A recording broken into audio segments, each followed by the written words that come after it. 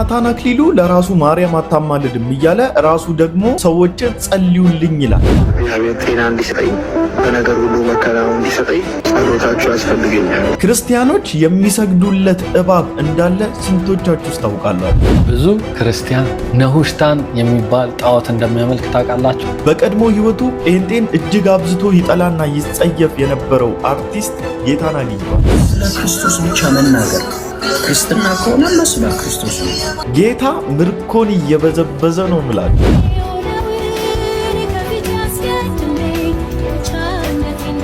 እንዴት ያለ መነካት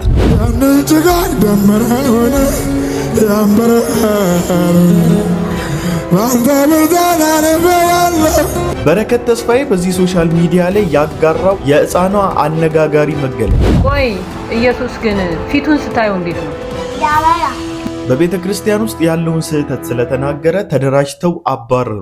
ብዙ ስህተቶችን አይቼ በመናገሬ ብዙ ቅጣቶች ቀጡኝ። ምሕረቱ ብዙ ነው፣ ምሕረቱ ብዙ ነው፣ ብዙ ነው፣ ብዙ ነው፣ ምሕረቱ ብዙ ነው፣ ብዙ ነው። ሰላም ሰላም፣ እንዴት ናችሁ? እኔ ወንድማችሁ ጂሚ ቤሪያው ነኝ። ዛሬም እንግዲህ እንደተለመደው በቆንጆ ቪዲዮዎችና ሐሳቦች ከች ብዬላችኋለሁ። ሁላችሁም ቪዲዮውን ከመጀመራችሁ በፊት ላይክ እያደረጋችሁ ቪዲዮውን ጀምሩ። ሰብስክራይብ ያላደረጋችሁ ሰዎች ሰብስክራይብ እያደረጋችሁ ቤተሰብ ሁኑ።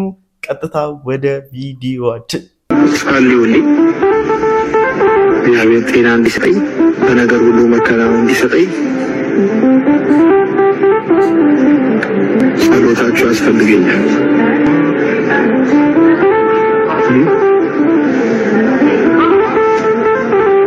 ጸሎታችሁ ያስፈልገኛል። መልካም ጊዜ ይሁንላችሁ። ይሄ ቪዲዮ ከተለቀቀ ከ21 ሰዓት በፊት ነው ይሄ ቪዲዮ የተለቀቀው። ብዙዎቻችሁ ሼር አድርጋችሁኝ ደርሶኛል። እኔ እንደውም አልፌው ነበረ፣ የዛሬ አልመሰለኝም። ከዚህ በፊት የተናገረው ነበር የመሰለኝ።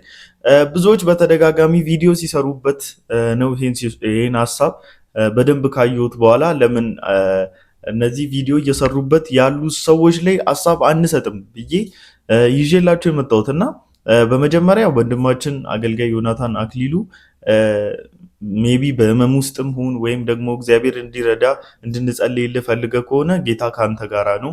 አሞህም ከሆነ እግዚአብሔር በሙሉ ጤና ይባርክ፣ እግዚአብሔር ይፈውስ፣ እግዚአብሔር ካንተ ጋራ ነው። ፏይንካ አንዳንድ በዚህ እቺም ባላት ሀሳብ ላይ ኮት አድርጋችሁ ወስዳችሁ ፖለቲካችሁን ልትሰሩ የፈለጋችሁ አንዳንድ ኦርቶዶክሳውያን ለእናንተ በቂ መልሳለን። ጸልዩልኝ፣ እግዚአብሔር ጤና እንዲሰጠኝ በነገር ሁሉ መከናወን እንዲሰጠኝ። ይሄ አገልጋይ ጸልዩልኝ እያለ ነው። አንድ ነገር ልንገራችሁ፣ ይህ መምህር ቢሞት ማለት ነው እግዚአብሔርን ነው ብላችሁ ድንግል ማርያምን ግን ለምኝልኝ አይልም። ለምን? ኦርቶዶክሶች በምልጃዋ ስለሚያምኑ ዘወትር ቅድስት ሆይ ለምኝልኝ ስለሚሉ እንደማያዋጣው ያውቃልና ቢሞት በድንግል ማርያም ምልጃ ስለሚያምን ለሕዝቡ ይላል ጸልዩልኝ ይላል።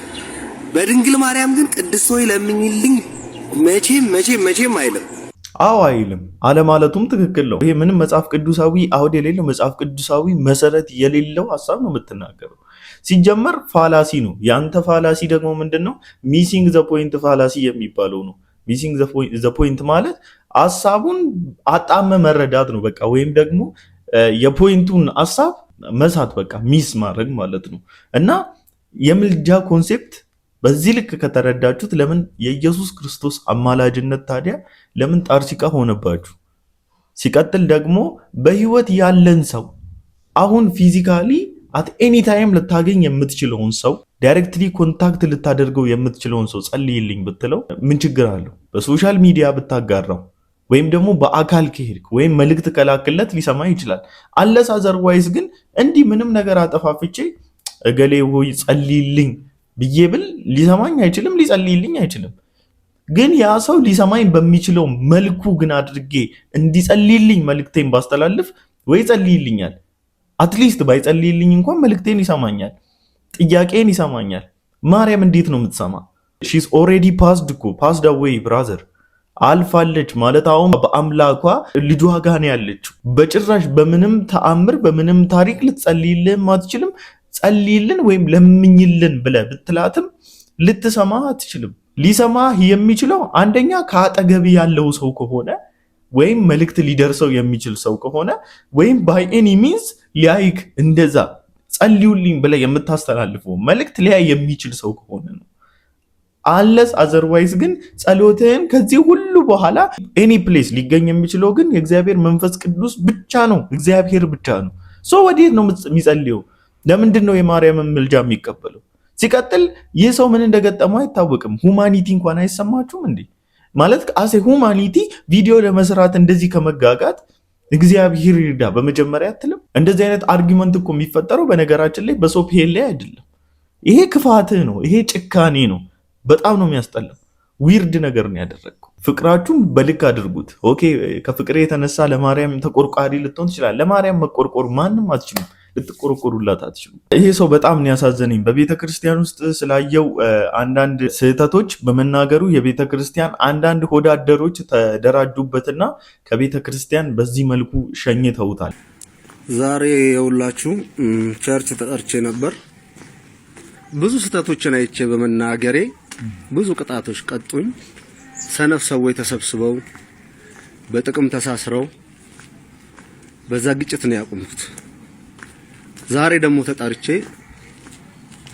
አባሉን መቀጠል ትፈልጋለህ ተባልኩ። የሁላችሁ ክርስትና ማለት እንደዚህ ነው። የነሱ ወገን የሆነውን በጥቅም የተሳሰረውን ሰው ከነካ ከቸርች አባል መሆኑ ላትፈልጋለህ ትባላለህ። እኔም አልፈልግም ብዬ ወጣ። ምን አይነት ነውር ነው የምታሰማው ወንድሜ? በኢየሱስ ክርስቶስ ስም አንተ ግን ልብ አይወረድ። የእውነት ቦታ ቀይር። በቃ ያ ቦታ ያንተ ቦታ አይደለም። እዛ ህብረት ማድረግ አትችልም። እዛ የወንበዴ ስብስብ ጥርቅም ነው ማለት ነው። ኧረ ጌታ ይገስጻችሁ እንዴ! በአባታችን ቤት እንዴ በጌታችን ቤትም አርጊመንት ማንሳት አንችልም? በእናንተ ላይ በሆዳደሮች ላይ በምናየው ነገር ጥያቄ መጠየቅ አንችልም? አሁን እኮ ይሄ ነው እየቸገረን ያለው። ምንም እኮ በቃ ሁሉም እንዝላል ሆኗል። አሁን አንዳንዱ ሰው ኮሜንት ላይ መጣና ምን እንድናደርግ ነው ለኛ ታዲያ የምትነግረን? ለማን ይንገር? ወንድሙ እኮ ነው ከቤተ ክርስቲያን እንዲህ በማለቴ ወጣው እያለህ እኮ ነው።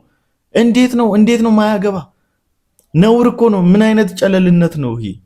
ክርስትና ገብቷቸዋል። ግን ከምር እንደዚህ የምትሉ ሰዎች ታዲያ ለምን በውስጥ አትይዘውም? ለምን ይዘዋል? ሆይ ሌላውስ ለምን እዛ ውስጥ ያለውን ስህተት ስለተናገረ አንዳንድ ወዳደሮች እጃቸውን መባ ውስጥ የሚሰዱ ሰዎችን ተጠንቀቁ፣ እረፉ፣ እግዚአብሔር ይቆጣል፣ እግዚአብሔር ያዝናል ብሎ ሲናገር ለምንድን ነው ስህተት የሚሆነው? ለምንድን ነው እናንተ ጋሻ ጃግሬ የምትሆኑት? ለምትፈልጉት ሰው ትደግፋላችሁ። የእናንተ የምትሉት ሰው ሲነካባችሁ ማንም ከእናንተ ቀድሞ ሰውን ለመቀጥቀጥና ለመውቀጥ የሚፈጥን ሰው የሚቸኩል ሰው የለም። ግን ደግሞ እናንተ የምትፈልጉት ሰው ሲነካባችሁ ግን ድንጋይ የምታቃብሉ ክፉዎች የሆናችሁት ለምንድን ነው? በጣም ያስጠላል። አሴ ቸርች ደግሞ እንደ አንድ ቤተ ክርስቲያን ደግሞ ይሄ ከእናንተ የማይጠበቅ ነውር ነው ያደረጋችሁት። በጣም የሚያስጠላ ነውር ማለት ነው። ሰው እኮ ቤተ ክርስቲያን የሚሄደው እርፍ ለማለት ነው። ከአምላኩ ጋራ ካሉ ህብረቶች ጋራ ፌሎሺፕ አድርጎ ከአምላኩ ጋራ ለመገናኘት ፌሎሺፕ ለማድረግ ነው። ጤናማ ቤተክርስቲያኖች ስላሉ፣ ጤናማ ወንድም እህቶች ስላሉ ከነሱ ጋራ ፌሎሺፕ ለማድረግ ስንል ግን ቤተክርስቲያን እንሄዳለን። እንደዚህ አይነት ፖለቲካ ያለበት ቤት ቸርች ራሱ አይደለም። ይሄ የእንትን የሆነ የፖለቲካ አንድ ፓርቲ ነው እንጂ የሚሆነው። ቆይ ኢየሱስ ግን ፊቱን ስታዩ እንዴት ነው ያበራል? ምኑ ላይ ነው የሚያበራው? ጭንቅላቱ ላይ አይኑ ላይ ያበራል። ልብሱ ምን አይነት ነው? ኢየሱስ ይበራል። ልብሱም ይበራል። ወይኔ ጌታ ኢየሱስ አይታል ያለ አሜን። ልብሱም ያበራል። ጭንቅላቱስ ያበራል። ሌላ ምን ያበራል? እግሩም ያበራል። አሜን። ሌላስ? ምን? ጣቱም ያበራል። ሌላስ? አንገቱም ያበራል። አሜን። አንገቱም ያበራል። አይኑስ ያበራል። እንኳን ኢየሱስን አየክ። እሺ ወይኔ ብልት እያደረገች ያበራል። አንድ ያሳቀኝ ኮሜንት ነበረ። ለና አባ ሳይበራ ለና አቢ በራላቸው ይላልና ይሄ ዘመኑ ነው። ምንም ማድረግ አይቻልም። ትላልቁ በጣም የቀለለበት ትናንሹ ደግሞ እጅግ በጣም ትልቅ ሆኖ መካሪ ሆኖ ገጻሽ ሆኖ የተገኘበት ዘመን ነውና በጣም አስገራሚ ጊዜ ላይ ነው የደረስነው በነገራችን ላይና አሁን ብዙ ወደ 29800 ምናምን ላይክ አግኝቷል በ3 ቀን ውስጥና በጣም ብዙዎች ትረስት አድርጓል። በጣም ብዙዎች በዚህ ልጅ ንግግር ተነክቶበታል። መጽሐፍ ቅዱሳዊም ነገር ነው የተወራው። አይኖቹ እንደ እሳት ነበልባላቸው፣ ድምፁ እንደ ብዙዎች አስፈሪ ነው ብሎ ዮሐንስ እንደተናገረው ማለት ነው። እና ዳይሬክትሊ እንግዲህ ህፃን ልጅ ነው ቢያየው ነው እንጂ እንዴት እንደዚህ ያበራል የሚለው ሐሳብ ሊመጣለት ይችላል። በዘመኑ መጨረሻ ላይ ልጆቼ ላይ ከመንፈሴ አፈሳለሁ ብሎ እንዳለ እያፈሰሰም ጭምር እንደሆነ በታናናሾች እያየን ነውና እግዚአብሔር ይመስገን ስለ ድንቅ ስራው። ያንን ጭጋግ ደመና ሆነ ያምበረ ዋንታ ብርዳና ያለው መማሳነገን ያናዳደ ቆሻሻ ሆነ ያነልፋ ምንም ቃይረ ቀወት ወጥቻለሁ ኢየሱስ ስንት ጊዜ አነሳኝ ስንት ጊዜ አይዞህ አልከኝ ስንት ጊዜ ጨለማ ስንት ጊዜ ስደክምብህ ስንት ጊዜ አስንዘጋ ስንት ጊዜ ከተናዘጋ ቀለለ እምነትብኝ በለቅሶ ሸለቆ ሲደርስልኝ ጠላቴ ሲዋጋልኝ ጨለማዬን ሲያበራልኝ እኔ አይቻለሁ ስራራለኝ በለቅሶ ሸለቆ ሲደርስልኝ ጠላቴ ሲዋጋልኝ ጨለማዬን ሲያበራልኝ እኔ አይቻለሁ ስራራለኝ። ዋው እግዚአብሔር ስሙ ይባረክ። እንደዚህ መነካት ይቻላል። እኔ መድረክ ላይ ናፈቀኝ አገልግሎት በቃ እንደዚህ ነው። አንዳንድ ይሄ ተገልብጦ ምናምን መድረክ ላይ ሮል እያደረጉ እነሱን ተዋቸውና ከምርት እንዴት ኮሜንት ራሱ ገብታችሁ ማየት ትችላላችሁ። ሲገለበጡ የነበሩትን ስንቃወም የነበሩን ሰዎች ልባችን እንዴት አንድ እንደሆነልኝ አላውቅም፣ ግን አውተንቲኬት አደረገ። በቃ የዚህ ወንድማችን አምልኮ በጣም በቃ ፐርፌክት ትክክለኛ እንደሆነ ማለት ነው። በጣም ብዙ ሰው ነው የተነካበት። ምንም አይነት ኔጌቲቭ ኮመንት አላየሁም። በቃ የተዋለልህን ውለታ ስታውቅ እግዚአብሔር የሆነልህን ስታውቅ ስንት ጊዜ ከጨለማ እንዳስወጣ ስንት ጊዜ ከወደክበት እንዳስነሳ ስታውቅ እንደዚህ ነው ውለታውን ሳትረሳ እንደዚህ ነው የሚያደርገኝ እንደዚህ ነው የምትሆነው። እግዚአብሔር ስሙ ይባረክ። እግዚአብሔር ክብሩን ሁሉ ይውሰደው። አላወዳድር ከማንም ጋር እኩያ ላደርግ ከማንም ጋር አላወዳድር ከማንም ጋር እኩያ ላደርግ የጌታዎቹ ጌታ ነህ የነገሥታቱ ንጉሥ ነህ የኃያላኖች ኃያል ነህ እግዚአብሔር ልዩ ነህ ከማንም ዘላለም በፊት ብቻህን የነበርከው ከዘላለም በኋላ ብቻህን የምትገኝ ፍጥረት ባያመልኩ ባይሰግድልህ ከክብር ቅንጣት አይቀንስም። እንኳንስ ሊያጎልብህ ቅንጣት አይቀንስም። እንኳንስ ሊያጎልብህ እግዚአብሔር ይመስገን በሉ እስቲ ሁላችሁም ከምር ኮሜንት ላይ ማለት ነው። ስለዚህ ወንድማችን አስታውሳለሁ የዛሬ ዓመት ከባድ አመፀኛ ነበረ ማለት ነው። በወንጌላውያን አማኞች ላይ ሲያስነሳ የነበረው አመፅ አይምሰላችሁ። እንደዚህ ልጅ እንደው ጴንጤን የሚጠላ አለ ወይ ብዬ እስክል ድረስ ስንቴ በተደጋጋሚ መልስ ተሰጣተናል። ስንቴ በተደጋጋሚ ቪዲዮ ተሰራርተናል። ስንቴ ማለት ነው በጣም የሚያስቁ ሀሳቦች የሚያነሳ ልጅ ነበር። ዛሬ ግን እግዚአብሔር ረድቶት እግዚአብሔር አግኝቶት ጌታ መንፈስ ቅዱስ ልቡን አጀግኖት ልቡን አበርትቶት ጌታ ኢየሱስ ክርስቶስን የግል አዳኙ አድርጎ ተቀብሎ መከተል ጀመረና የቤተ ክርስቲያን አባልነቱ እየተካፈለ ያለው ነብይ ጥሌ ጋር ነውና በዚያው አጋጣሚ ነብይ ጥሌን እግዚአብሔር ይባርከው። የእውነት በቃ ለስንቱ ዝቅ ያላሉትን እግዚአብሔር በሱ አድርጎ እየማረከልን ነው ያለው። ጌታ ስሙ ይባረክ። ስለ ነብይ ጥሌና እንዴት ደስ እንዳለኝ መጀመሪያ ማመን አቃተኝና ስንቴ ደጋግሜ እንዳየው ይሄ ነገር ምናምን ፌክ ነው ምናምን ብዬ ምክንያቱም ምን ያውቀዋለሁ ምን አይነት ሀሳቦች እንደሚያነሳ ምን ያህል ጴንጤ እንደሚጠላ። ቆይ ላሳያችሁ አንዱ ቪዲዮ ተከታትለው ኢየሱስ ያድናል፣ ኢየሱስ መንገድ ነው። ወንድሜ ከእናንተ በፊት እናውቃለን። እቺ ቤተክርስቲያን ከእናንተ በፊት ኢየሱስን ታውቀዋለች። ከእናንተ በፊት ስታስተምረው ስትሰብከው ኖራለች። ራሱ መጽሐፍ ቅዱስም የምን እንድታረጉ እኮ አያዝም። በቃ ምንም ደስተኞች ስላልሆናችሁ ምንም እርግጠኛ የሆናችሁበት እንደሌለ ነው ያወቁት።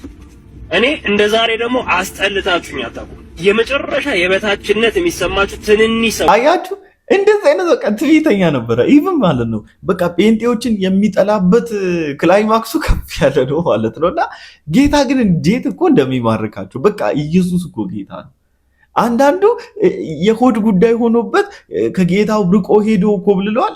አንዳንዱ ደግሞ ጌታ እንዴት አድርጎ ስብስብ እንዳደረጋቸው እግዚአብሔር ይመስገን። እኔ ማለት ነው በዚህ ሶሻል ሚዲያ ላይ ለጌታ ዝቅ አይሉም፣ ጌታን የኢየሱስ ክርስቶስ ኃይለኛ ተቃዋሚ ናቸው ብዬ ከምላቸው መሃል አንዱ ነበር። ግን ጌታ በዚህ መልኩ አገኘው።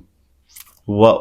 ደማስቆ ኢንካውንተር ማለት ያደለ ታዲያ እቺም ማስደምማኛለች። እኔ ምንም ልረዳቸው አልችልም። የመጣልብኝ ጦስ ወይ ልጄን ሊወስድ የመጣ መንፈስ ልጄን ሊወስድብኝ ወይ ደግሞ እኔን ከልጄ ሊነጥለኝ የመጣ መንፈስ እኛን ሳያገኘን እግዚአብሔር በደሙ ከልሎኝ ብሩን ይዞ ሄደን ያልኩት ጥርክ ክርስቶስን። አሁንስ ምንም ማመስገን ብቻ ተብረክ ይስፋ እያልኩ ነው የሚሄድ።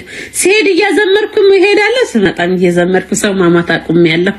በቃ ድሮ ሰው እያመኑ ሄጄ የምመለሰው በስልክ ከሰው ጋር እያወራሁ ብቻ። እኔ ሰሞኑን ምንም በቃ አልገባኝም። እግዚአብሔር ብዙ ሰው እየቀየረ ነውና በጣም ደስ ብሎኛል። እንግዲህ ፋሲካዬ እንኳን እግዚአብሔር በደሙ ከልለሽ። ይሄ ብቻ ሳይሆን ደግሞ ሰሞኑን እንደዚህ አይነት ቪዲዮዎች እያየን ነው።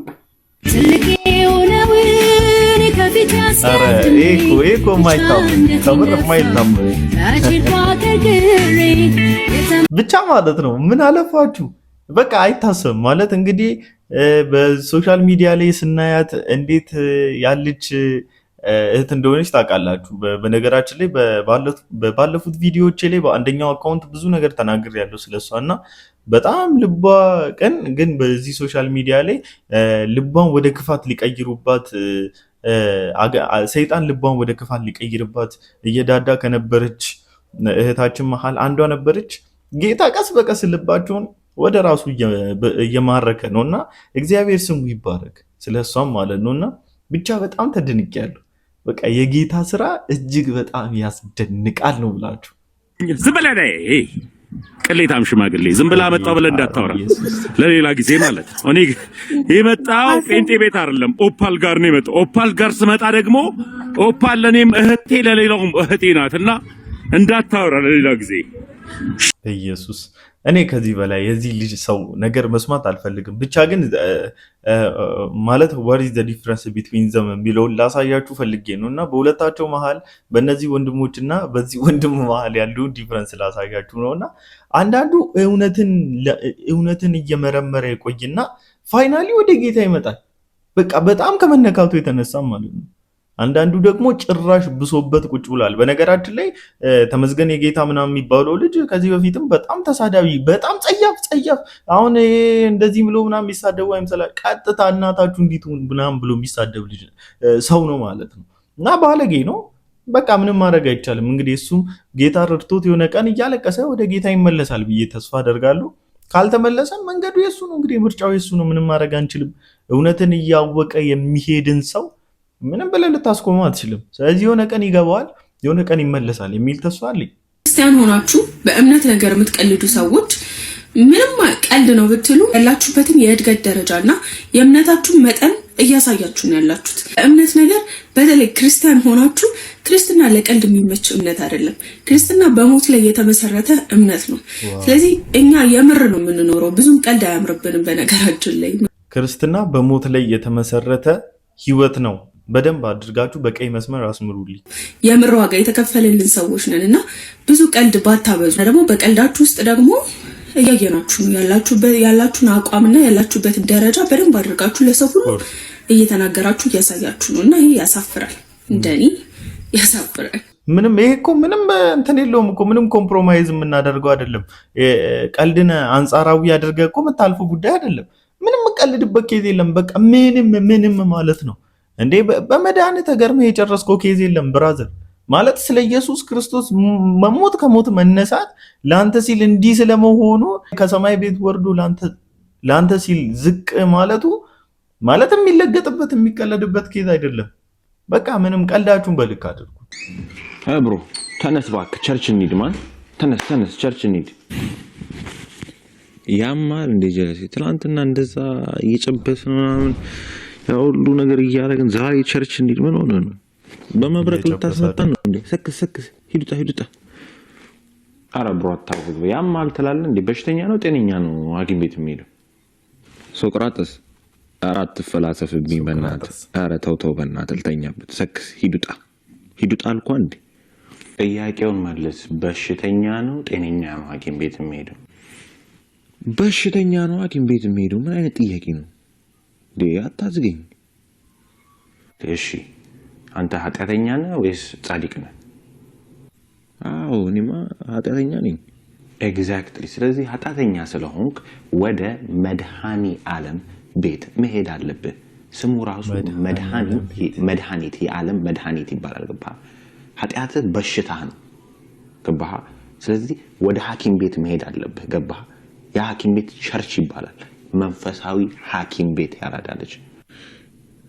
ጀለሴ እንደዛ አላሰብኩትም እውነት ለመናገር እና እያልከኝ ያለው እግዚአብሔር ጋር ብሄድ ይሻለኛል እያልከኝ ነው? ኢቭን ዶ ትላንትና እየጨበስኩኝ ምናምን ያጨስኩ ምናምን ያ ሁሉ ነገር ሳረግ የነበርኩኝ ልጅ ዛሬ ተነስቼ ቸርች ልሂድ? አልሰማህም። እኔ ደግሞ አይደለም ያልኩት እመነኝ። ቃሉ እንዲህ ነው የሚለው ሉቃስ ምዕራፍ 5:31-32 ኢየሱስም እንዲህ ሲል መለሰላቸው፣ በሽተኞችን እንጂ ጤነኞች ሐኪም አያስፈልጋቸውም። እኔም ኃጢአተኞችን ወደ ንስሐ ልመልስ እንጂ ጻድቃንን ልጠራ አልመጣሁም። እንደነገርከኝ ኃጢአተኛ ነህ ወንድሜ። በልተነስ አንተ እውነትም ቃሉ ብርሃን ነው። አይኔን ነው የከፈትከው ወንድሜ። ይመቻው። ጌታ ዘመንን ይባርከው። ምርጥ ኮንተንት ነው ባይዘው። እግዚአብሔር ይባርክ። በነገራችን ላይ በዚህ ምክንያት ቤተክርስቲያን የማይሄዱ በጣም ብዙ እህት ወንድሞች ስላሉ ለነሱ በጣም ቆንጆ መልእክት ነው። ለኔም ጠቅሞኛል እና ልጨምርላችሁ ይላል ኬንዶ ኪንግ የተባለ አንድ ወንድም ደግሞ በሽተኛ ቶሎ ካልታከመ ሊሞቱላ ይችላል። ለዛም ነው የመዳን ቀን ዛሬ ነው የሚለው ይላል እና የመዳን ቀን ዛሬ ነው። በተለያዩ ምክንያቶች ባክ ያደረጋችሁ እንዲሁም ደግሞ ጌታ ኢየሱስ ክርስቶስ ተሰብኮላችሁ በመወዛገብ ውስጥ ያላችሁ ቤተክርስቲያን ልሂድ አልሂድ፣ ይጸለይልኝ አይጸለይልኝ፣ ጌታን ዛሬ ልቀበል ነገ ልቀበል እያላችሁ እየተወዛገባችሁ ያላችሁት የመዳን ቀን ዛሬ ነው እና ሉቃስ ምዕራፍ 5 ላይ ብሎ እንደሚለውም ደግሞ ኃጢአተኞችን ወደ ንስሐ ልጠራ መጣሁ እንጂ ጻድቃንን ልጠራ አልመጣሁም ብሎ እንዳላቸው ይህ ጌታ ለእናንተ ሲል መጥቷልና ይህን የመዳን ጥሪ ተቀብላችሁ ወደ ጌታ እንድትመለሱ ስንል እንጠይቃችኋለን። ለዛሬ ይዤላችሁ የመጣሁት ቪዲዮ ይሄን ይመስል ነበር። ሁላችሁም እንደተማራችሁበት እንደተዝናናችሁበት ቁም ነገርም እንደጨበጣችሁበት ተስፋ አደርጋለሁ። በቀጣይ ቪዲዮ እስክንገናኝ ድረስ ሰላም ቆዩልኝ። ሰብስክራይብ ማድረጋችሁን እንዳትረሱ። ይመቻችሁ።